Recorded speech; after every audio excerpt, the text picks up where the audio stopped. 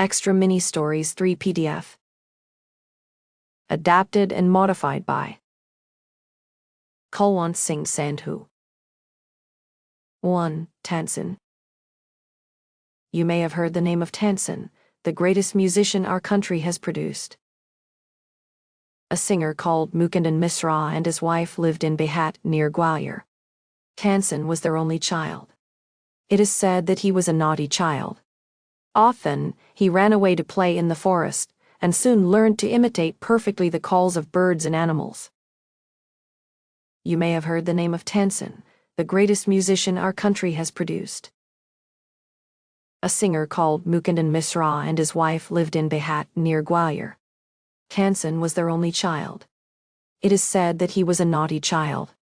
Often, he ran away to play in the forest, and soon learned to imitate perfectly the calls of birds and animals. A famous singer named Swami Haridas was once traveling through the forest with his disciples. Tired, the group settled down to rest in a shady grove. Tansen saw them. "Strangers in the forest," he said to himself. "It will be fun to frighten them." He hid behind a tree and roared like a tiger. The little group of travelers scattered in fear, but Swami Haridas called them together. "Don't be afraid," he said.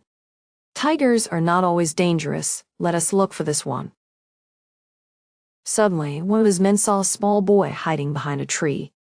"There are no tigers here, master," he said. "Only this naughty boy." Swami Haridas did not punish him. He went to Tansen's father and said, "Your son is very naughty. He is also very talented. I think I can make him a good singer." Tansen was 10 years old when he went away with Swami Haridas. He lived with him for 11 years, learning music and became a great singer.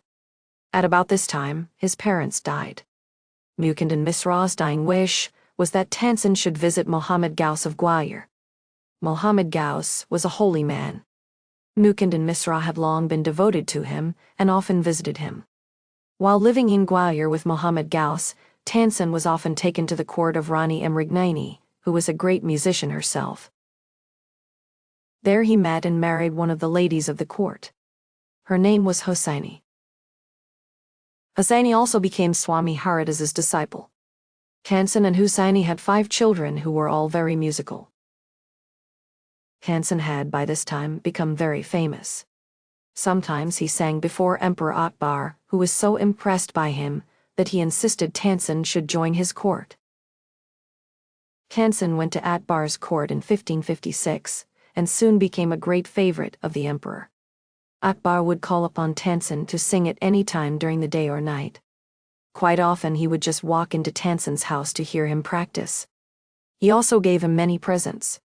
Some of the courtiers became jealous of Tansen. "We shall never be able to rest till Tansen is ruined," they declared. One of the courtiers, Shaukat Mian, had a bright idea. "Let us make him sing Raga Deepak," he said. "How will that help us?" asked another man. "If Raga Deepak is properly sung, it makes the air so hot that the singer is burnt to ashes. Tansen is a very good singer. If he sings Raga Deepak, he will die, and we will be rid of him."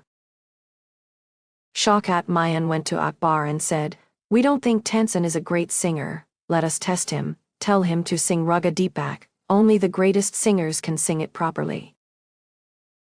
"Of course he can sing it. Tansen can sing anything," Akbar said. Tansen was afraid, but could not disobey the king. "Very well, my lord," he said, "but give me time to prepare myself." Tansen went home. He had never been more downcast and unhappy. "I can sing the raga," he told his wife, "but the heat it gives off will not only set the lamps alight, it will also burn me to ashes." Then he had an idea. If someone sings Raga Meg at the same time and sings it properly, it will bring rain. Perhaps our daughter, Saraswati, and her friend, Rabati, could do it, he said. He taught the 2 girls to sing Raga Meg. They practiced night and day for 2 weeks. Tansen told them, "You must wait till the lamps start burning, and then you start singing." The legend goes that on the appointed day the whole town assembled to hear Tansen sing Raga Deepak. When he began to sing, the air became warm. Soon people in the audience were bathed in perspiration. The leaves on the trees dried up and fell to the ground. As the music continued, birds fell dead because of the heat, and the water in the rivers began to boil. People cried out in terror as flames shot up out of nowhere and lighted the lamps. At once Saraswati and Rapati began to sing Raga Megh. The sky clouded over, and the rain came down. Tansen was saved. The story goes that he was very ill after this, and Akbar was sorry that he had caused him so much suffering. He punished Tansen's enemies.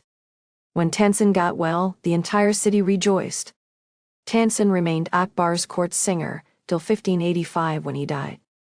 He composed several new ragas.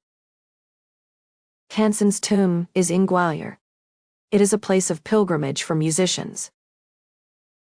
2. The Monkey and the Crocodile. Once, on the bank of a river, a monkey made a home for himself in a tree laden with fruit. He lived in it happily, eating to his heart's content the fruit of his choice. The monkey was happy but lonely, and wanted a companion to talk to and share the fruits with. But there was no one around, not even another monkey, till one day a crocodile appeared on the riverside. "Hello there," said the monkey. "Do you live in this river? Would you like to eat some fruit?" "Good morning," replied the crocodile politely. "I did come here in search of food for myself and my wife. Nice of you to offer me fruit."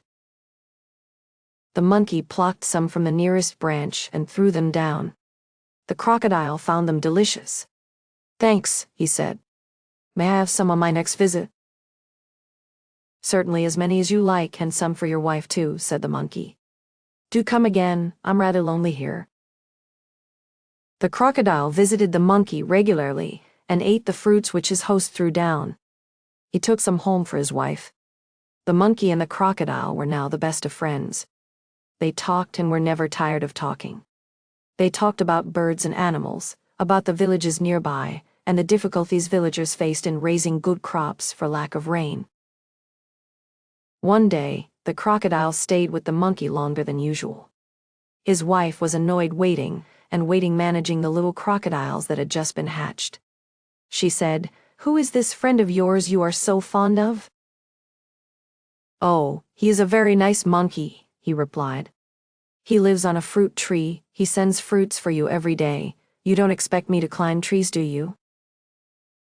"A nice monkey, I'm sure," replied the wife with obvious sarcasm. "If you ask me, this monkey should be my food. I want to eat his heart so much." "What a foolish thing to say," shouted the crocodile. "I can't kill a friend, though I won't mind a monkey occasionally for a change of taste." "You bring him here," ordered the wife. "I want to see him." "So you can eat him?" "Never," declared her husband. His wife was furious, and she dived in to hide herself at the bottom of the river, leaving the little ones to pester their father. The crocodile was in a serious dilemma.